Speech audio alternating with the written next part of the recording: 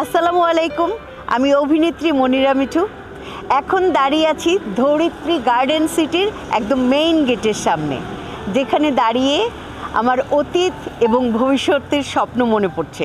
অতীতে অনেক স্বপ্ন দেখতাম যে এরকম একটি প্রকল্পে আমার বাড়ি হবে, আর ভবিষ্যৎ সেটাও দেখতে পাচ্ছি।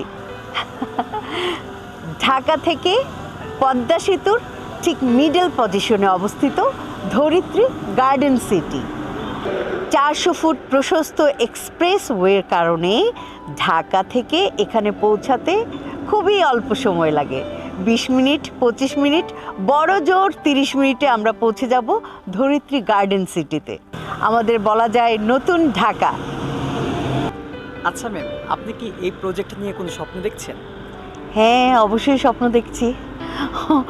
কারণ আপনারা জানেন, পদ্মা সেতুর কারণে দক্ষিণবঙ্গের 21টি জেলা থেকে প্রায় 7.5 কোটি মানুষ ঢাকা আসা যাওয়া করতে পারছে। ফলে ঢাকা টু মাওয়া, এই যে ধরিত্রী গার্ডেন সিটি, মানুষ চলাচল করতে পারছে অতি দ্রুততম সময়ে। আচ্ছা ম্যাম, আপনি ধরিত্রী গার্ডেন সিটিকে কেন বাছাই করলেন? কারণ আমি একজন মধ্যবিত্ত পরিবারের নারী।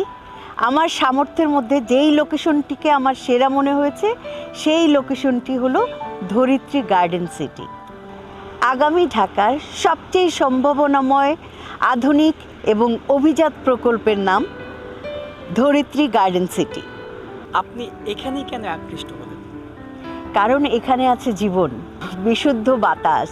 এই যে পাশেই রয়েছে আমার নিরাপত্তা, থানা, হাইওয়ে পুলিশ, আর এখানে আছে শতবর্ষী Bangla medium school and college, English medium school, মসজিদ, বাজার, ব্যাংক।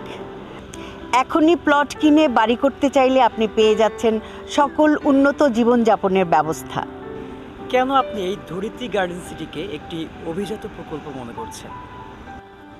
কারণ ইউরোপ, আমেরিকার প্রবাসী ভাই বোনেরা এবং ঢাকার এলিট শ্রেণীর গ্রাহকরা আস্থা রাখছেন। ওনারা ধরিত্রী গার্ডেন সিটি থেকে প্লট, ফ্ল্যাট ক্রয় করছেন এবং ধরিত্রী স্কোয়ার মার্কেটের পজিশন নিচ্ছেন। 7 তারকা ডিজাইনের অ্যাকোয়া ভিস্তা রিসোর্টের মালিকানা নিচ্ছেন। ম্যাম, রেজিস্ট্রেশন নেওয়ার প্রসঙ্গে কিছু বলেন। কারণ ধরিত্রী গার্ডেন সিটিতে রেজিস্ট্রেশন করার ক্ষেত্রে আমি সম্পূর্ণ আস্থা রাখতে পারছি। কারণ সিএস, এসএ, আরএস